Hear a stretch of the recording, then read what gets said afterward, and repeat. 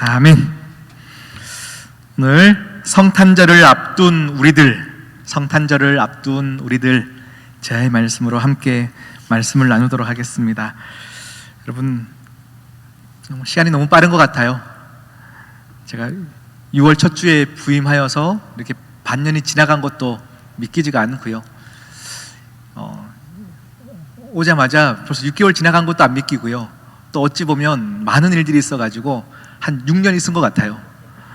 네, 그래서 그것도 안 믿기고 대림절을 시작하였는데 벌써 4번째 주일인 것도 안 믿기고 모든 것이 은혜입니다. 아멘. 네, 우리 기독교에는 기독교의 역설이 있습니다. 그것이 무엇이냐면 신앙생활들을 오래 하면 할수록 복음의 내용이 뭔지 알겠다, 하나님의 이런 말씀하시는 것들이 뭔지 알겠다 하면서 모든 것이 알아지면서 우리에게 마음이 넉넉해지는 것이 아니고요. 기독교의 역설은 더 많이 기도하면 할수록 내가 얼마나 죄인됨이 드러나게 되어 있어요. 이것이 기독교의 역설입니다. 정말로 그러합니다. 사도 바울의 평생의 삶이 그러하였습니다. 예수님을 만나고 나서부터 내 인생을 복음 전도자의 삶을 살기로 결단한 그 사도 바울, 그가 1차 전도 여행을 갈 때는 어떠합니까? 내가 12명의 사도들보다는 내가 조금 더 못난 사람입니다 라고 얘기했어요. 12명 중에 내가 못난 사람입니다. 그런데 그의 인생을 더 들여 복음 전도자의 삶을 살고 있던 중에 2차 전도 여행 때는 그가 어떻게 고백하냐면, 내가 주님이 부활하신 후에 만났던 500여 명의 사람들보다도 내가 못난 사람입니다. 그 못난 그 폭이 더 넓어지더라 라는 겁니다. 그리고 3차 전도 여행을 마친 그의 말년의 그의 인생 가운데는 이렇게 고백하고 있어요. 내가 모든 죄인들 중에 괴수입니다. 내가 정말로 하나님을 위해서 열심히 살아보면 내가 참 착한 사람인 줄 나 스스로가 좀 괜찮은 사람인 것처럼 생각할 수 있는데, 이렇게 살아보니 내가 얼마나 더 죄인됨이 드러날 수밖에 없습니다. 이게 기독교의 역설인 거예요. 신앙의 연수가 쌓이면 쌓일수록, 교회에서 더 열심히 봉사하면 할수록 어호라 나는 곤고한 자로다 라고 하면서 하나님 없이는 나는 아무것도 아닌 존재임을 더 나타내어지는 것이 기독교이고, 이게 기독교의 능력입니다. 그래서 여러분, 성탄절, 우리가 30년 신앙생활을 하신 분들이라면 30번째 맞는 성탄절, 어떤 이들에게는 12월이니까 당연히 오는 행사처럼 여겨질 수 있습니다. 그런데 기독교의 이 역설을 아는 자, 내가 얼마나 죄인됨임을 아는 자들은 나를 위해서 이 땅에 오신 아기 예수님에 대한 그 사건이 얼마나 기다려지겠냐라는 것입니다. 정말로 나를 위해서 하늘 보좌를 버리시고 이 땅에 아기 예수로, 그것도 가장 추운 곳에 모든 사람들이 보지 않는 말구유에서 나신 그 아기 예수의 그 헌신과 낮아지심은 바로 그냥 하나의 이야기가 아니라 나의 사건, 여러분의 사건이 되어진다라는 것입니다. 할렐루야. 여러분, 얼마나 성탄을 기다리고 계십니까? 제가 요즘 우리 중고등학생들은 요즘 방학을 앞두고 기말고사 기간이더라고요. 시험을 준비하면서 제가 예전에 시험을 준비할 때 저의 학창시절을 돌아봤습니다. 저에게 항상 시험은 두려운 시간이었습니다. 나를 모두 이렇게 드러나게 하는 시간, 아는 척했지만 아무것도 모르는 내가 드러나는 시간, 그것이 저의 시험 기간이었습니다. 그런데 시험 준비를 굉장히 철저하게 완벽하게 잘 해내는 친구들은요, 얘기해보면 이 시험을 굉장히 기다리고 있더라라는 거예요. 시험을 준비하는 자의 여유와 기다림, 이것은 잘 준비하는 자의 몫입니다. 우리 기독교의 역설에 따라 우리 신자들에게는요, 정말로 제대로 하나님을 알고 나의 죄인됨을 제대로 아는 사람들이 이 성탄을 기다릴 수 있다라는 것입니다. 우리 1945년 8월 15일 우리나라에게는 너무 행복했던 시간이었습니다. 긴 암흑의 터널을 벗어나서 일본의 식민지로부터, 일본 치하로부터 모든 것들이 해방되었던 광복을 맞이했던 날입니다. 그날 경성 시내에는 이런 대자보가 붙었습니다. 금일 정오 중대 방송 1억 국민 필정, 이렇게 붙어 있었습니다. 1억 국민 필정. 15일 오전 경성 시내 곳곳에 붙어 있었던 의문의 대자보. 많은 사람들이 이 해방된 광복절을 꿈꾸지도 못했고 기대하지도 못했다가 한순간에 그 벽보가 붙어 있는 것을 보고 그냥 마냥 기뻐하지도 못하고 이게 진짠가 가짠가 의심하면서 그것들을 봤던 시간들. 그리고 시간이 지나면서 대한민국 만세, 대한민국 만세를 외치면서 이 해방의 기쁨을 누렸던 사람들, 그것이 우리의 조상들이지 않습니까? 우리의 믿음의 부모님들이지 않습니까? 그런데 여러분, 이 일제 식민지의 시대 가운데 많은 사람들이 그 힘들고 어려운 시간들을 피해서 둘의 산골에 들어가서 일본 군인들을 피해서 그냥 나는 숲속에 살아서 아무하고도 만나지 않고 혼자 살겠다 하면서 그 멀리 산골짜기 안에 들어간 사람들은 이 해방 소식을 듣지 못하고 있는 거예요. 자, 1945년 8월 15일 우리 대한민국에는 해방이라는 소식이 턱 선물로 주어졌습니다. 이건 내가 믿으나 믿지 않으나 해방의 소식을 모두가 주어진 거예요. 이건 진리입니다. 그런데 이 소식을 듣지 못했던 자들은 이 진리를 누리지 못하는 것이죠. 아직까지 여전히 나는 노예인 것처럼, 숨어 살아야만 살 수 있는 것처럼 살아가는 겁니다. 이 소식을 들은 자만이 대한민국 만세, 대한민국 만세 하면서 해방의 기쁨을 누리는 건 거죠. 그러니 이 기쁜 소식들을 내 친지에게 전하고 싶어서 달려가게 되어지는 것이 진리의 능력입니다. 정말로 이 해방의 소식을 전하고 싶어서 우리 부모님은 지금 어디 계실까? 이 소식을 알고 계실까? 달려갈 수밖에 없는 것이죠. 우리 영적인 질서 가운데서 우리는 지금도 사단의 매인 것처럼 살아가나 아기 예수의 오심과 그 예수님의 죽으신 사건, 이 사건을 통해서 우리는 구약에서 말씀하신 이 말씀이 예언이 선포가 되었습니다. 성취가 되어진 것인 것입니다. 여자의 후손이 사단의 머리를 깨트릴 것임이니라 라고 말씀하셨는데 그 시작을 아기 예수 오심으로 시작하였다라는 것이죠. 우리에게 그 기쁜 소식이 주어졌습니다. 할렐루야. 주어진 거예요. 누리십시오. 마음껏 누리십시오. 그런데 이 소식을 우리는 내가 누림과 동시에 전하는 자가 되어야 한다라는 것이죠. 성탄절을 앞둔 우리에게 오늘 우리가 읽었던 본문을 보면요, 우리는 증인이라 라고 말씀하고 있습니다. 제가 예전에도 한번 새벽 설교 때 그런 말씀을 전했던 것 같아요.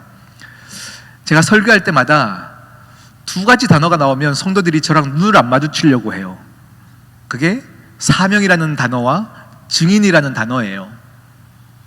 증인이라는 단어만 나오면 아이고 또 목사님 전도하라는가 보다, 뭔가 일 시키는가 보다 하면서 자꾸 부담을 느끼는 거예요. 그러니 눈을 안 마주쳐요. 제가 지금 이렇게 감사합니다. 눈을 마주쳐 주셔서 감사합니다. 자, 여러분에게 묻겠습니다. 여러분 증인이십니까? 자, 여러분 증인의 삶을 살고 계십니까? 자, 제가 이렇게 여러분에게 질문했을 때 네, 하나님, 저는 하나님의 증인입니다 라고 떳떳하게 얘기해야 되는데 우리가 떳떳하게 내가 증인입니다 라고 말하지 못하는 경우들이 훨씬 더 많음을 봅니다. 그래서 우리가 왜 이 부분에서 증인된 삶을 살아야 되는 건 아는데 떳떳하지 못할까? 그래서 오늘 말씀 제가 두 가지를 얘기하고 싶습니다. 두 가지를. 우리는 왜 당당하지 못할까? 첫 번째는 여러분 당당하십시오. 자신을 가지십시오를 꼭 얘기 드리고 싶어요.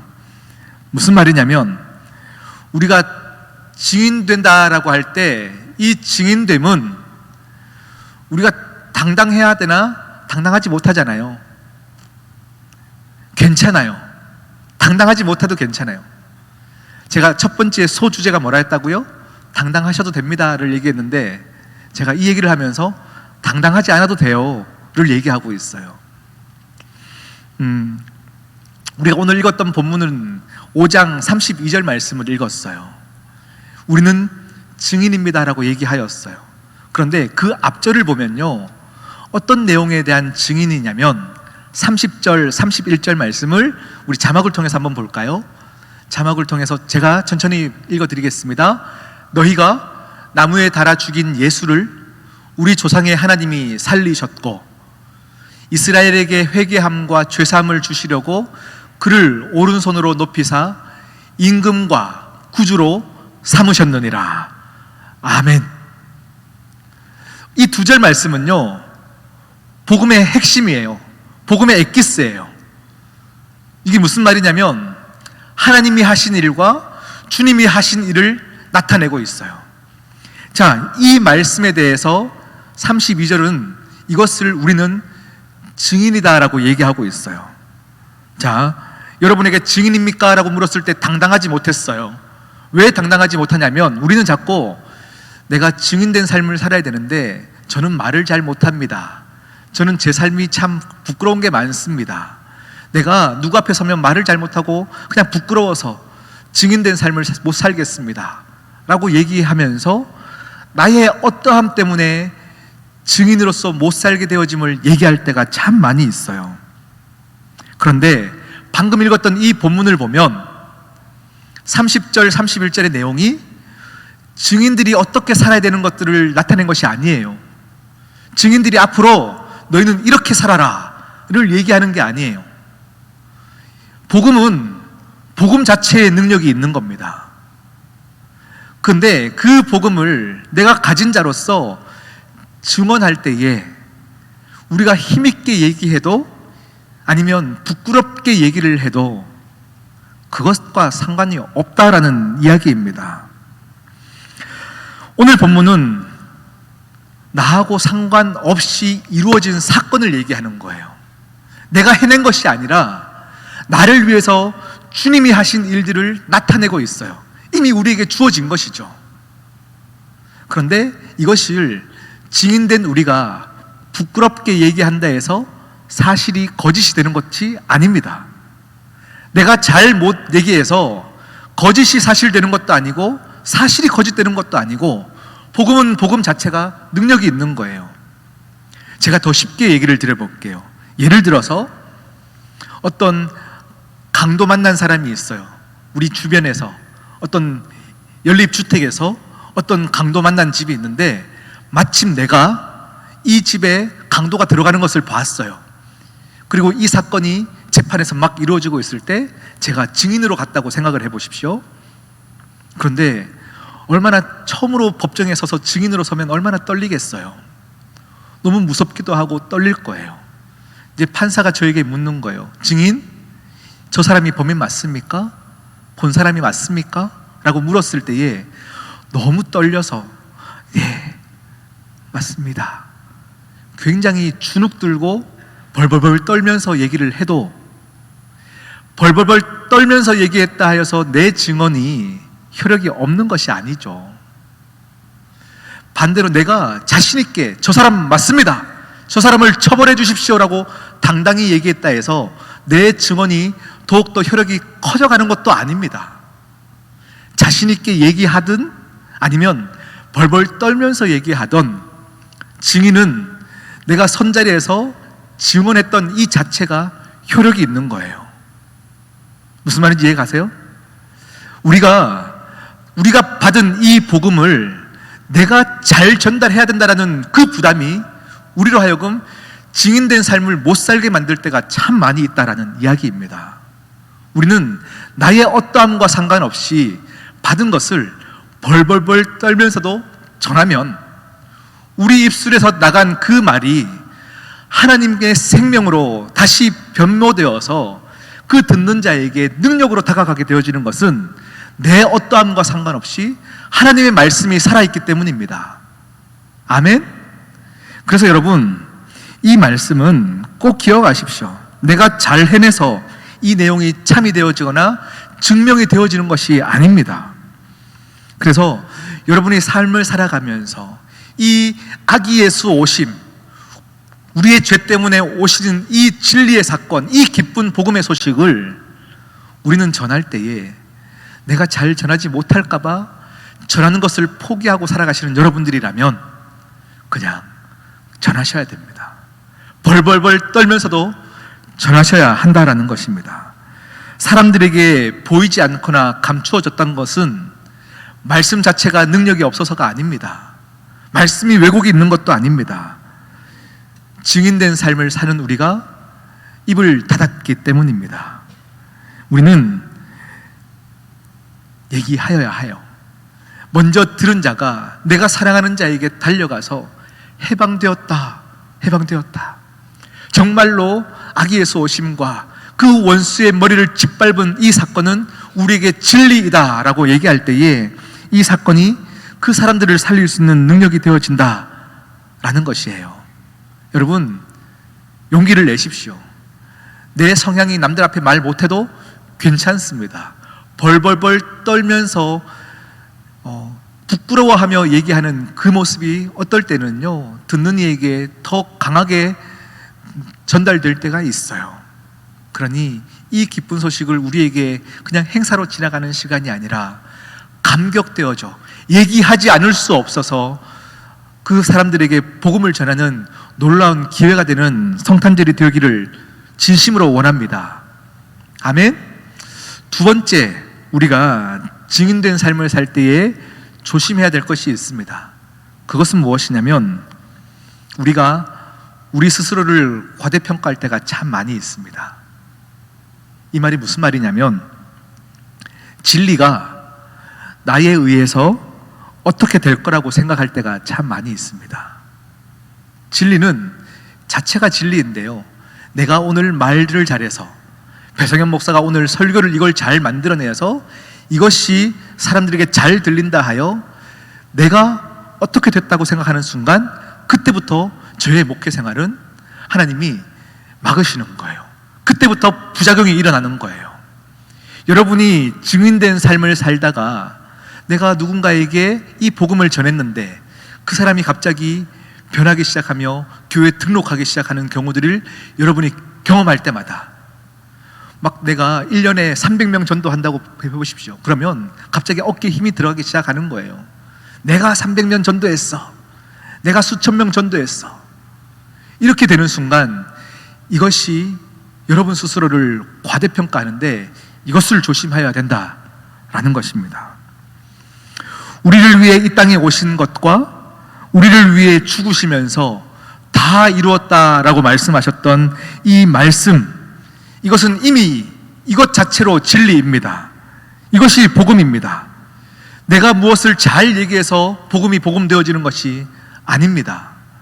베드로가 하나님의 은혜의 감격 가운데 수천 명에게 한 번 설교했는데 5천 명이 변화되어지고 3천 명이 변화되어지는 것이죠. 그때 내가 잘해서 3천 명이 회개되었다 라고 생각하는 것, 이것이 증인들이 갖는 가장 큰 위험한 일이다 라는 것입니다. 우리는 그냥 사실을 사실로 증명해내면 되는 것입니다. 그러면 내 안에서 역사하시는 하나님의 살아계신 역사하심, 그 살아있는 말씀이 그 사람의 영혼을 휙 감으면서 하나님의 은혜로 오는 거예요. 아멘? 그러니 여러분, 내가 누군가에게 말하지 못하는 것도 어찌 보면 이것도 교만한 거예요. 왜냐하면 나에 의해서 진리가 이상하게 바뀐다 생각하거나 아니면 더 좋아진다고 생각하는 모든 것들은 교만에서 시작하는 겁니다. 내 안에 있는 그 진리는 너무 값진 것이어서 벌벌벌 떨며 전해도 생명이 되어진다라는 것입니다. 우리는 있는 그대로만 얘기하면 우리의 언변이나 실력과 상관없이 복음 자체가 능력이 있어 누군가의 인생을 뒤집어 놓는 생명이 되어지더라 라는 겁니다. 할렐루야. 그러니 용기 있게 말씀하십시오. 당당하게 말씀하십시오. 이 당당하게 말하라는 것은 떨면서 얘기하더라도 얘기하라는 이야기입니다. 이야기하라. 우리 사도행전 말씀을 보면요, 오늘 우리는 5장 말씀을 읽었어요. 그런데 그 2장만 앞으로 가보면 3장에는 어떤 사건이 있냐면 베드로가 성전 앞에 앉아있는 안진뱅이를 일으켜 세워주는 사건이 있어요. 이 사건이 있은 후에 많은 사람들이 이 아픈 사람이 낫게 되어지는 것을 보고 모두가 놀라는 거예요. 그리고 베드로에게 찾아와서 와, 너의 능력이 참 대단하다라고 얘기를 하거든요. 그때에 베드로가 이렇게 얘기해요. 3장 12절부터 15절까지 말씀을 제가 천천히 한번 봉독드리겠습니다. 베드로가 이것을 보고 백성에게 말하되 이스라엘 사람들아, 이 일을 왜 놀랍게 여기느냐? 우리 개인의 능력과 권능과 경건으로 이 사람을 걷게 한 것처럼 왜 우리를 주목하느냐? 아브라함과 이삭과 야곱의 하나님 곧 우리 조상의 하나님이 우리 종 예수를 영화롭게 하셨느니라. 너희는 그를 넘겨주고 빌라도가 놓아주기를 결의한 것을 너희가 그 앞에서 거부하였으니 너희가 거룩하고 의로운 일을 거부하고 도리어 살인한 사람을 놓아주기로 구하여 생명의 주를 죽였도다.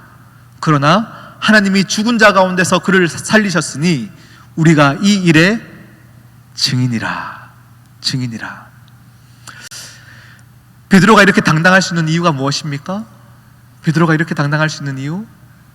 정말로 예수 그리스도의 사건이 내 사건이 되었기 때문이에요. 교리로 이해했던 것도 아닙니다. 이것을 내 사건으로 받아들였기 때문에 당당하게 복음을 전하다가 감옥에 들어갔어요. 그런데 옥문이 열리고 천사가 그 베드로를 다시 빼내어 주는 거예요. 그리고 새벽 일찍부터 너는 이 생명의 말씀을 다시 전하라 라고 할 때, 그때에 다시 5장에 가서 베드로가 옥문에 갈 것을 작정하고 또 말씀을 전하는 거예요. 내가 이 일의 증인이다. 증인이다.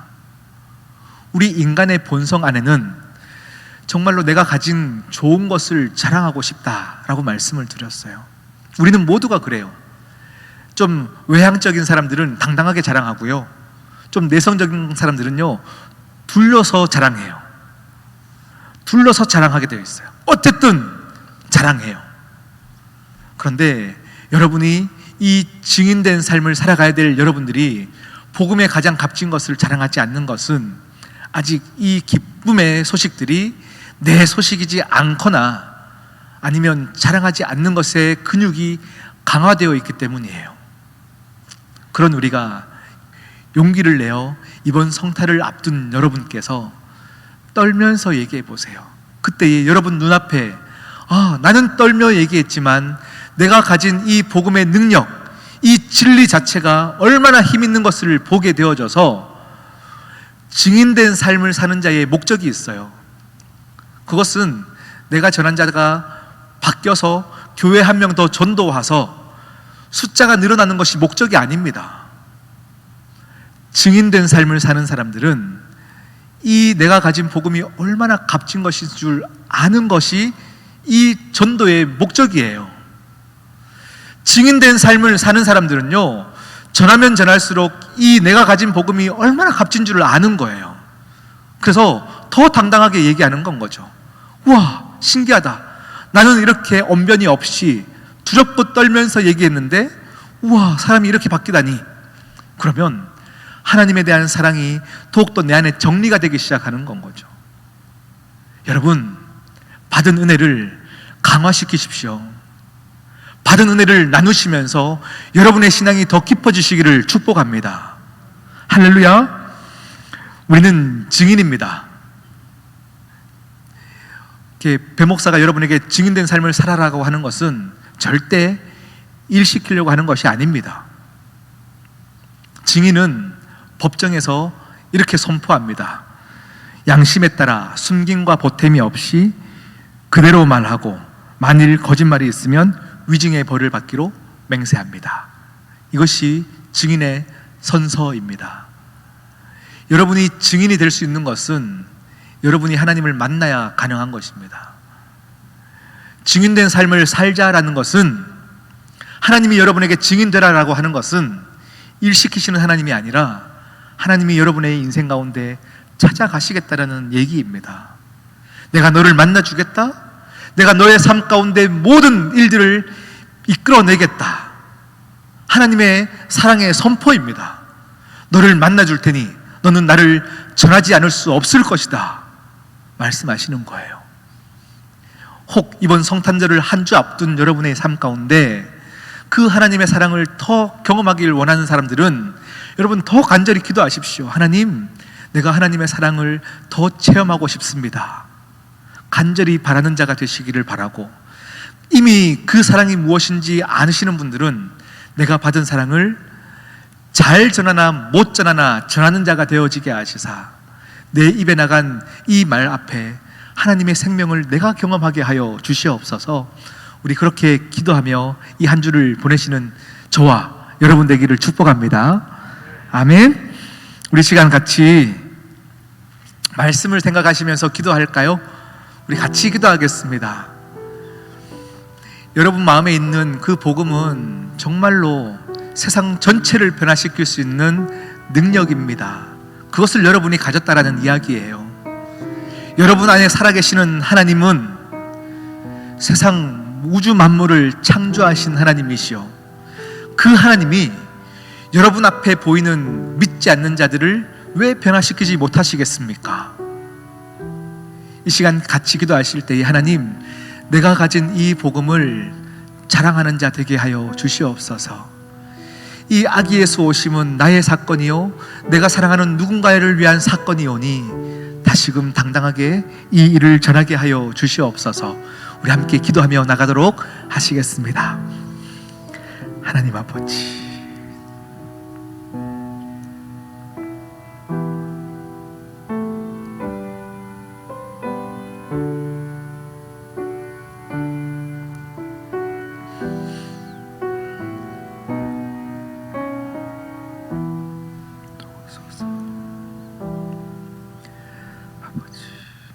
신실하신 하나님 아버지, 참 감사합니다. 진리가 나에 의해서 어떻게 될 것이라 생각했던 우를 내려놓게 하여 주시옵시고, 두렵고 떨림으로 내 언변은 연약하나 내 입에서 나오는 말씀 가운데 성령님께서 주장하여 주시사 누군가에게 생명이 전달되는 역사를 우리 모두가 목도하게 하여 주시옵소서. 함께 하실 주님을 찬양하오며 예수님의 이름으로 기도드립니다.